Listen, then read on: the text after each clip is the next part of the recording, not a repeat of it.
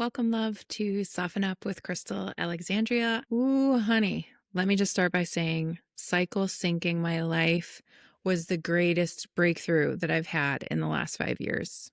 Between knowing where you are in your cycle, your work energy, your workout energy, your life energy, trying to figure out how to actually stay consistent or accomplish things when you've got this whole cycle going on every single month, then you add in, you just sprinkle in a little chaos known as perimenopause. It becomes so essential to know where you are in your cycle, to understand the energy that you have to give your everyday life. Syncing my cycle with my life, allowing that wisdom and self-knowledge after however many long years that I've had a cycle going on, all that wisdom is self-knowledge, and that can be folded into our everyday lifestyle, our calendaring, how we select events that we're going to go to, not go to, when we schedule calls, when we don't schedule calls, all throughout the month. And there's been some really cool ways that I've been able to not only know where I am in my cycle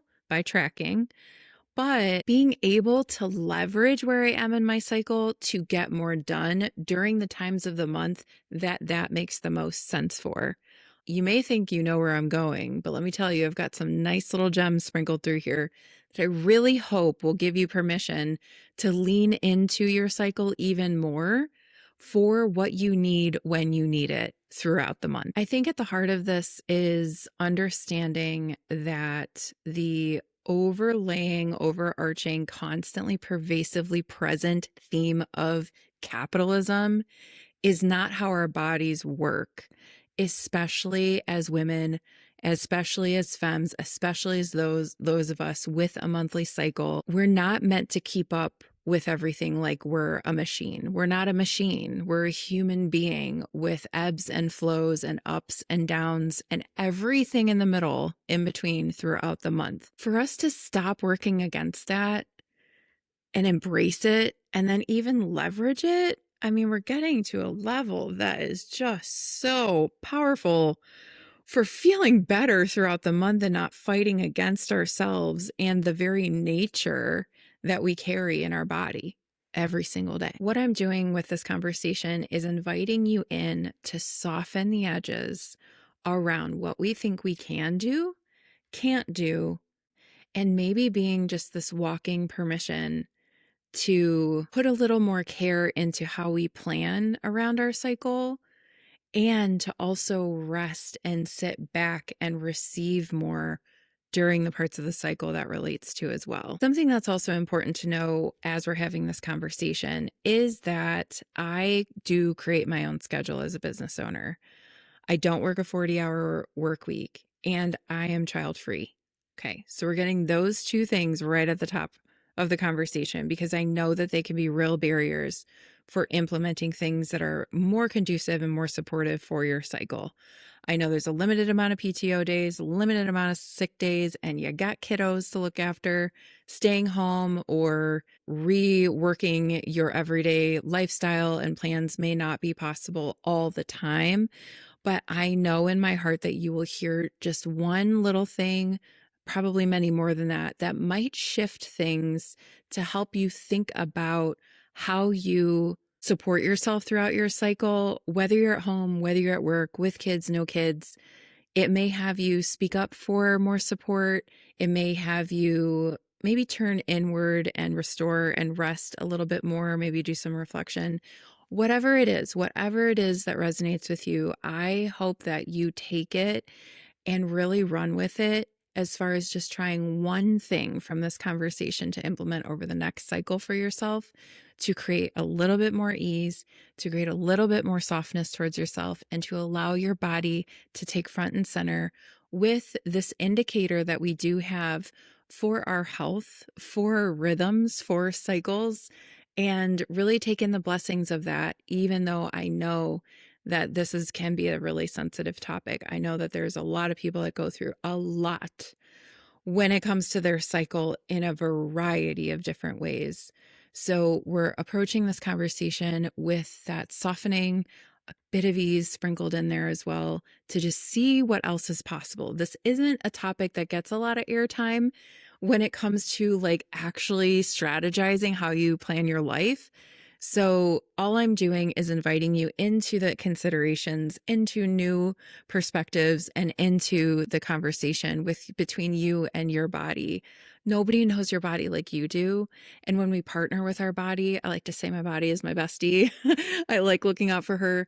I really find that the more that I ease into not fighting what she needs, not making her wrong for being where she's at, and also not pushing down the messages that she's sending me, I just find that the more, for instance, PMS symptoms start to ease off, just again, we're talking about softening the edges here, where those rigid ways that we regard our body or make her wrong, make them wrong about something that it naturally does and is actually an indicator that there's conversation there. There's messages being sent. When we soften to it and just listen a bit closer, there could be really, really, really beautiful gems inside. Thanks for entertaining the conversation with me. Let's dive in. So if you saw my episode about perimenopause at 40, no way, you'll know that I have a recent real interest in perimenopause.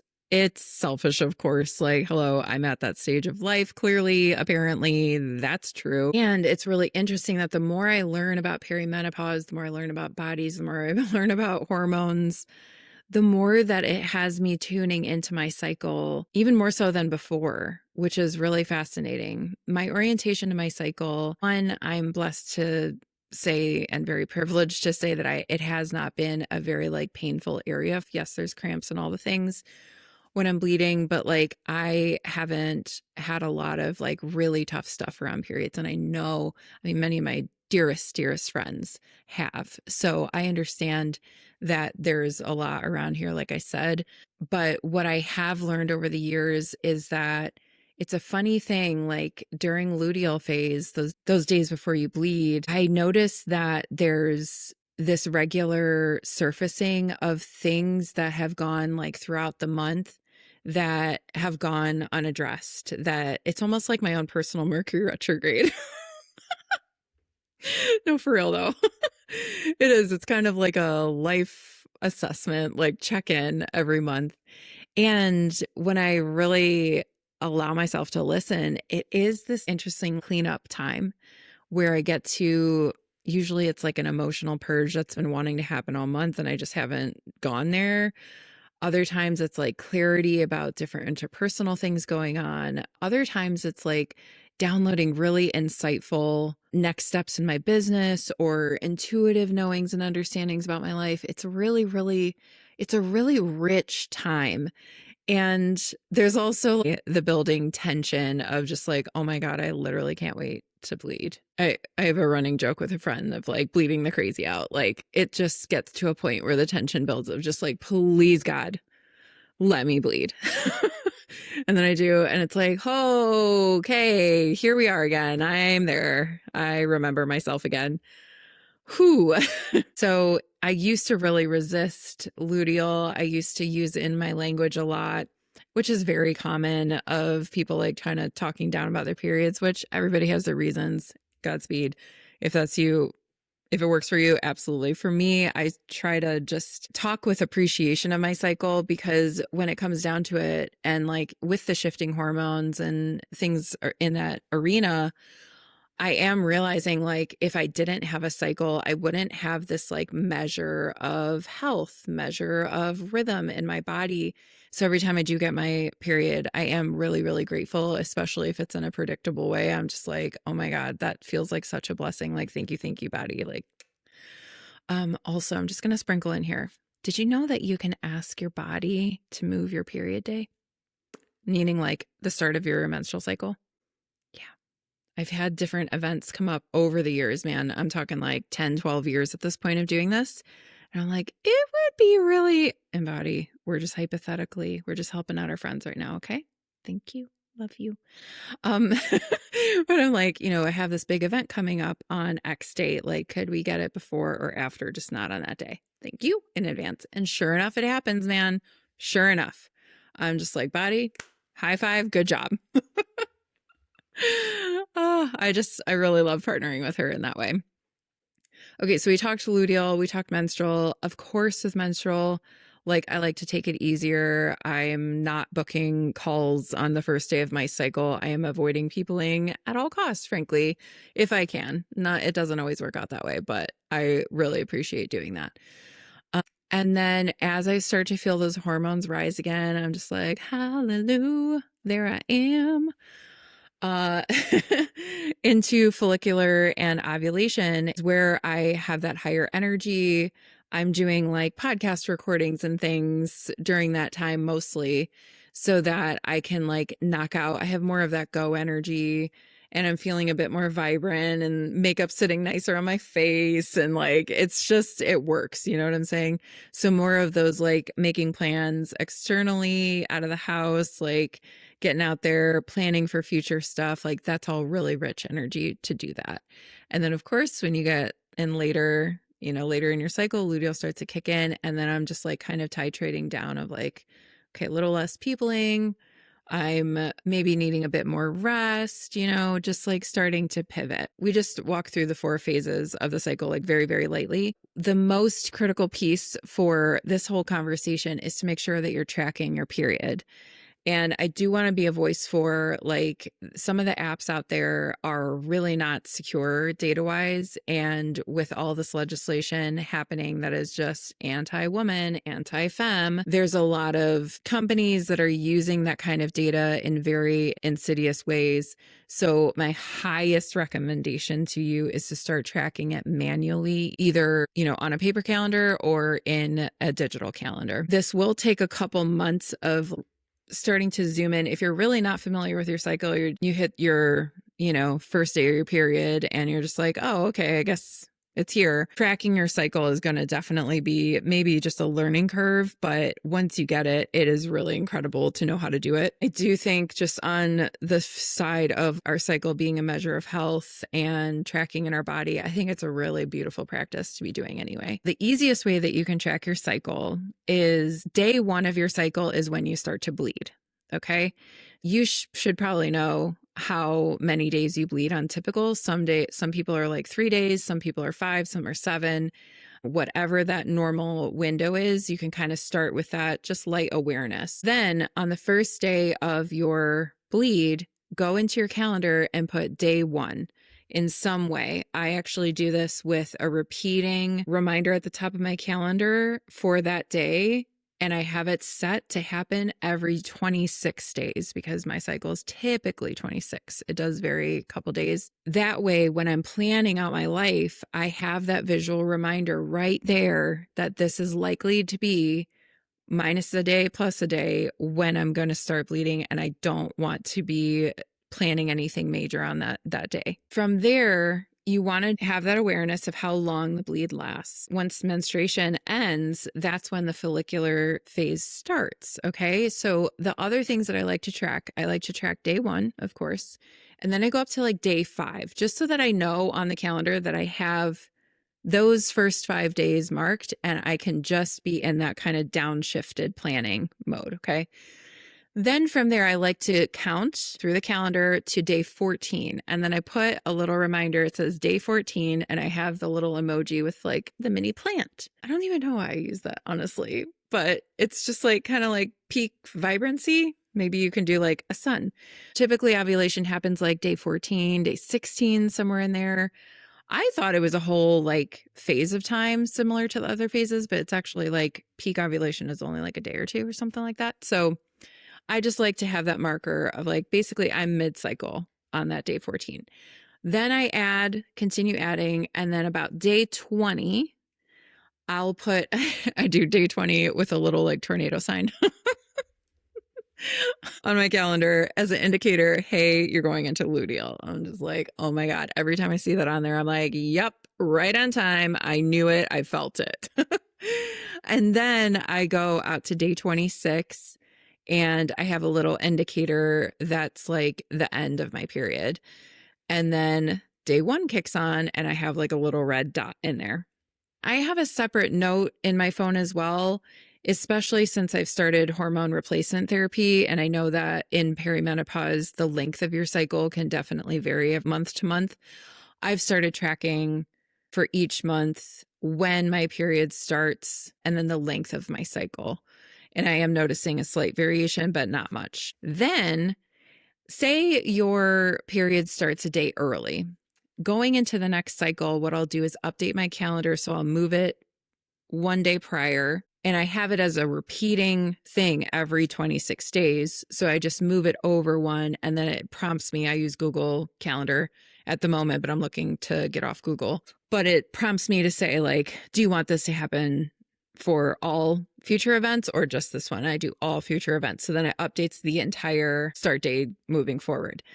The only trick for my system is that I do have to manually, if they do shift a day or two, I do go in like the day 5 one, the day 14, the day 20, and I have to manually move those. It's a little manual, but it keeps me close to my cycle, and I actually appreciate it. It's kind of like doing money dates of like, yeah, I know when things are going to happen during the month, but I still like to be in touch with it as kind of like a act of care and love for this part of my life. Do you already track your cycle? If so, how? Have you ever tried it manually? Are you willing to try? Let me know in the comments. I'm really curious how it goes and how it helps you shift your mindset, maybe. I'm just curious what happens from manually tracking it. Let's talk about work, life, and career. I'm going to share from my perspective, and then we're going to try and shift it for your context. Pulling from my athletic background, I had this breakthrough around this a couple months ago where I'm like, I can do sprints.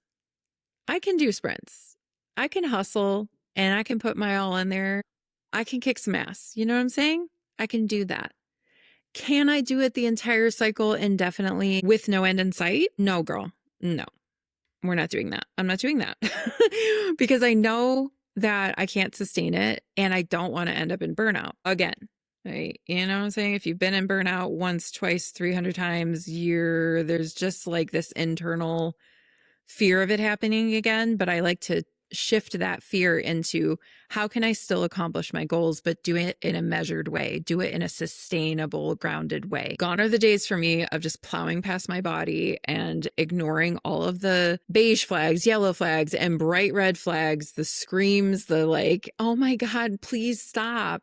Like, I'm not going to do that to her anymore. We've been through too much. I've invested way too much into my health and well-being to just blow by her because I have some career goals. Like, that's just not happening anymore. We're not doing that. Okay. But the sprint breakthrough that I had, I'm just like, I can do sprints. I can do sprints. What I'm doing now is selecting 1 to 2 projects that I'm going to focus on for the upcoming cycle, starting on basically day 7-ish of my cycle.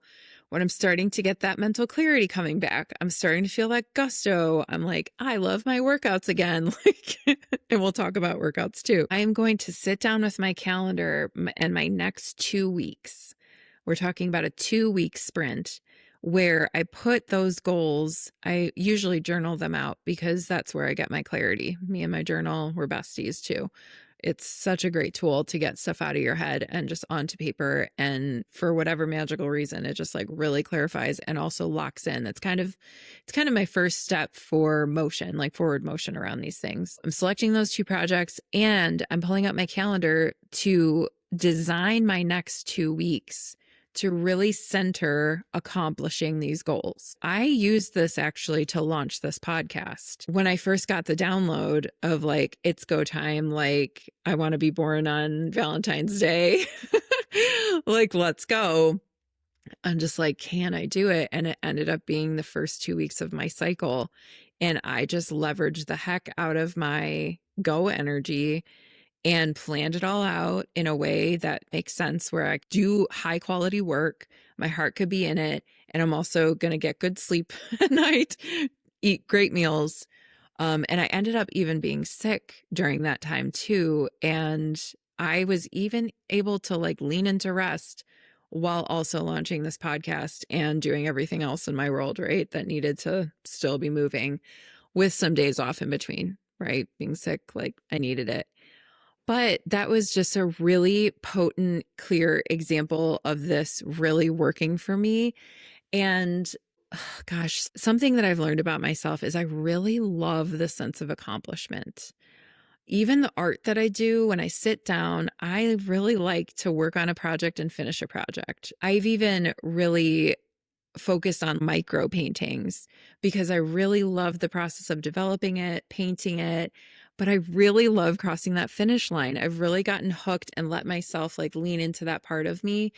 Maybe it's competition, like maybe it's a little competitive streak with myself, but it feels more like I sat down to do something, I devoted myself to it, and I can call it done. There's something really rewarding in that for me. I love a list. I love checking a box. I'm leaning into that kind of like, I think that's dopamine reward territory and just letting myself win at this. But letting yourself win at something and really cross that finish line of it is setting yourself up to win from the get go, from the start. And working with my cycle is how I'm doing these things. I am actually crossing things off the list that have been there for ages because I just didn't have this strategy. I'm telling you, it's a game changer. And hello, I'm human. There's some months that this just like doesn't work as well as I want it to, but I still can look back. I'm just like, I accomplished X, Y, and Z. And I feel really good about that. It wasn't the whole picture, but it was a good part of it. And I feel really good about that. Moving into the latter half of the cycle is when I start to go internal a bit more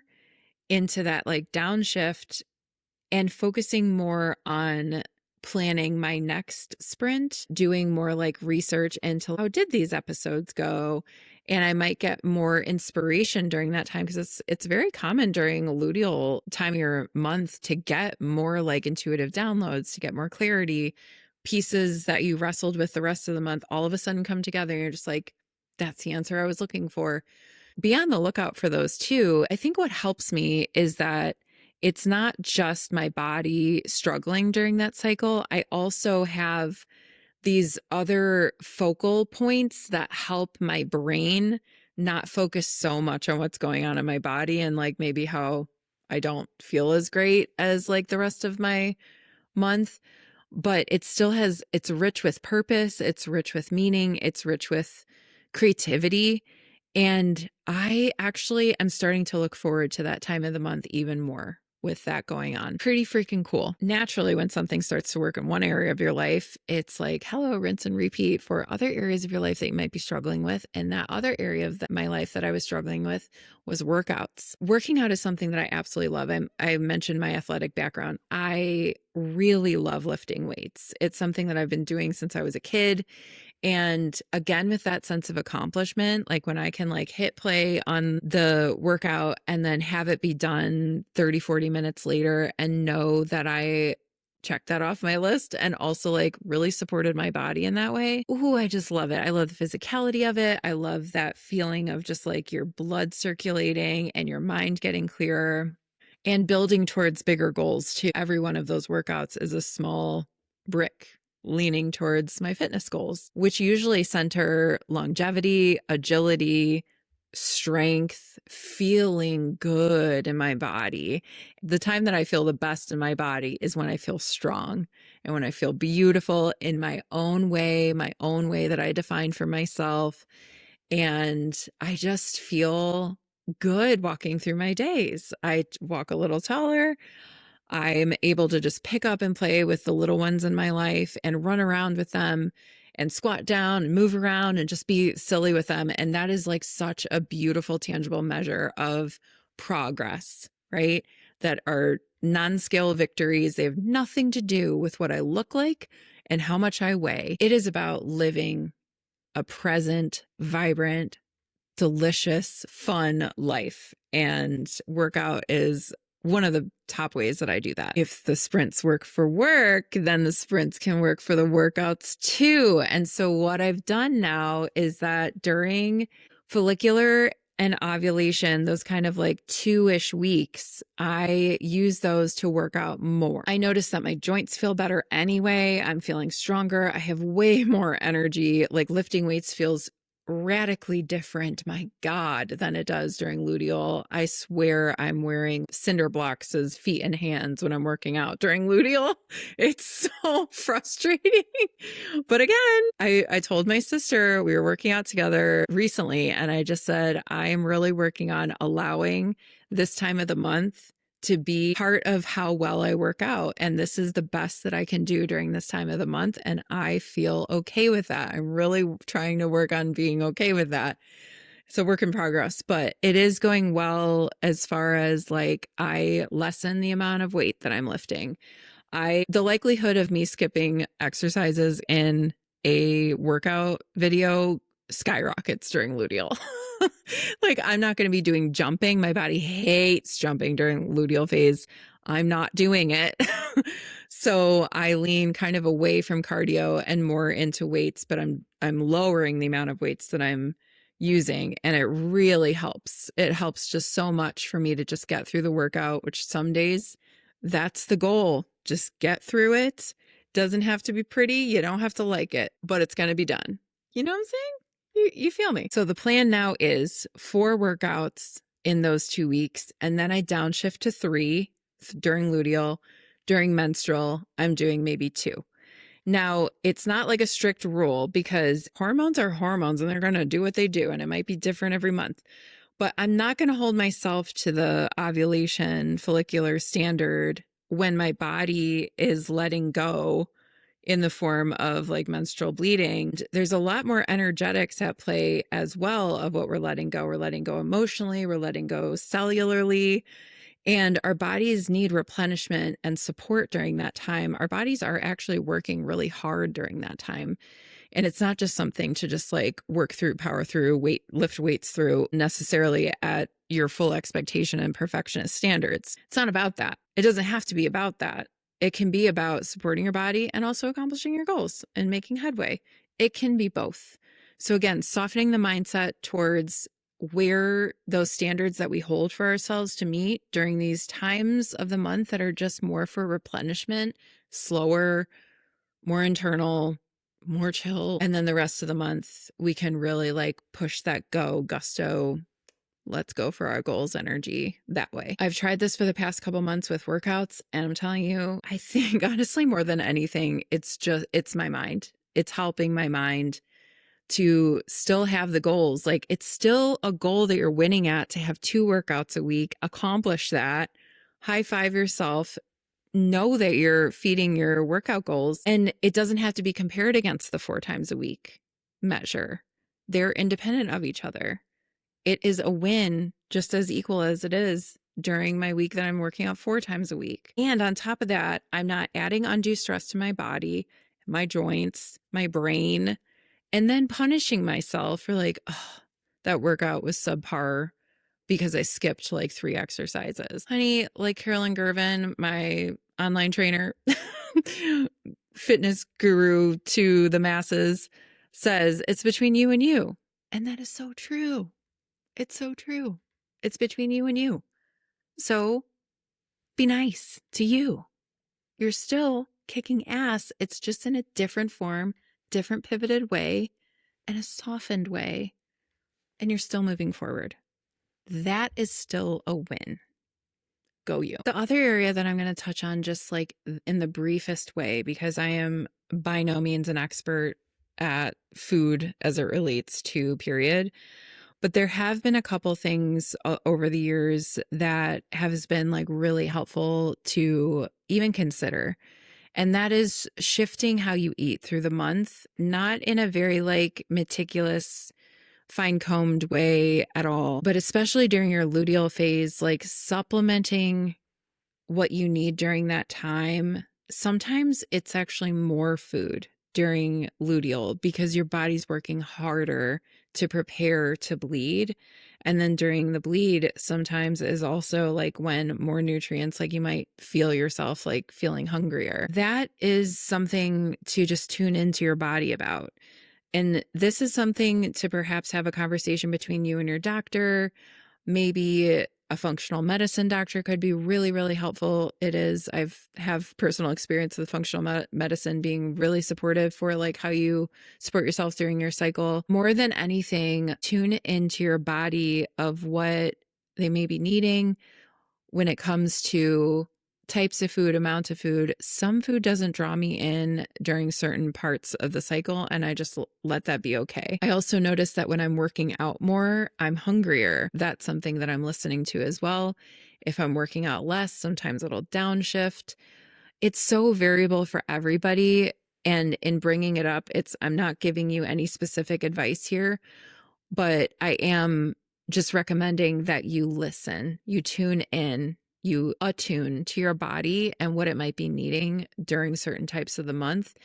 And it's just yet another way into listening to our bodies and not ignoring what they might be asking for. As we wind down this conversation, the next area that I'm curious to focus in on more, so I don't have any data to share or reporting back yet, but the next area that I'm really curious to do this maybe sprint cycle with, or just like attune to what I need, is my creativity, especially writing, like my writing practice. I would like to get more consistent with that. I'm going to start actually with, I wrote down this like commitment to myself of writing most days, not every day, but with the intention of most of the days throughout the month. And that feels really great from a consistency point of view, because it's an area of my life that I want to be focusing in and putting more energy towards with everything else that's in motion. So try not to overwhelm myself. You know what I'm saying? I also have the goal of like, yes, I'm going to sit down to write, but it's going to be up to 500 words. And that is the max. I'm not allowed to go past that. This is something I'm learning from Amy McNee. She has this amazing book called We Need Your Art. And in there is a 2-week reset process where she helps artists get over their perfectionism of all or nothing thinking, black and white, or just feeling like totally stuck with their creativity, and getting them in motion again. And she has this incredible concept of like minimum constraints and maximum constraints. I did a 2-week reset, I think last fall, on the creativity front. And I set a goal for 2 weeks straight. The minimum writing was 100 words a day, and the maximum I think was 250. I made it like so light on myself. And guess what, friend? I did the full 2 weeks and I felt really incredibly accomplished. And now I know I can do it in a consistent way. I'm bringing some of those principles into this next area. And then after like a full cycle with my creativity, I'm then going to assess of like, okay, can I ramp it up? Can I maybe do a sprint in this area of my life too? Or is it better that I just keep it really light and throughout the month? Don't know yet. So we'll see. If you're curious how it goes, let me know. And I can always share a podcast episode about it. So what did you hear that stood out today? What's just one little thing that maybe you can try and for size? Maybe it's literally how you regard your cycle is the shift, that you approach it with more curiosity and spend the cycle just like, oh, that's interesting. Let me jot that down. Oh, that's interesting. Okay. And I've got this physical thing going on. Okay, I'm going to just jot that down. And you just kind of bring that softened approach of like observing your body. Maybe it's more tangible, like tracking your cycle manually. Maybe you want to try a sprint or two and see how it goes. Either way, I would love to hear from you of what stood out in the comments. The thing I want to leave you with is our bodies are incredibly wise, and systems like capitalism and 40-hour work weeks, they don't leave room whatsoever to listen to our bodies as far as what we're taught. There's no conversation about it, really. We have to seek it out on our own. I want you to know you're not alone in that struggle and the exhaustion that comes from that, of keeping up with all of it. Just because it's the system that is, it doesn't mean we have to settle for that moving forward. We get to carve out these pockets of care and nourishment towards ourselves amidst this kind of overarching pressure that capitalism comes with. And I also think this is an act of adoration and devotion and love for our bodies to pay attention to them. When I was creating a relationship with my money, I like to think of my money now as like a living, breathing thing throughout my life. And I used to turn my back on it. I didn't have an active relationship with it. It's something that I was just kind of big and scary. And that's just the default of what I learned around it. Now I have this very active conversation with it. It's imagine if you're standing in the kitchen with your partner and you just always like had your back to them the entire time, never made eye contact, never told them you loved them, totally took them for granted and just like, whatever, have a good day, bye. That's not going to make a nice, nourishing relationship, right? In the same way that I carve out time to spend with my money, I also prioritize having a conversation with my body and my cycle and all of the bits and parts inside of my body that go into making that a regular thing that I can depend on and connect with and use for as a healing instrument that it really is. I think these are the ways that we take our power back in these modern times and say, you know what? I need to slow down. My body's been telling me for a week and I'm going to make it happen. And these are these small acts of rebellion that make all the difference for our quality of life and our wellness and how we feel about our life and us inside of it. That's an opportunity that each of us carry in our daily lives. I know that not everybody is going to have the bandwidth to do this, but if you are listening and you can carve out that bandwidth, just 1% more this next cycle, to sync up with your cycle and allow it to really talk back to you and to support yourself, friend, I'm going to call that a win.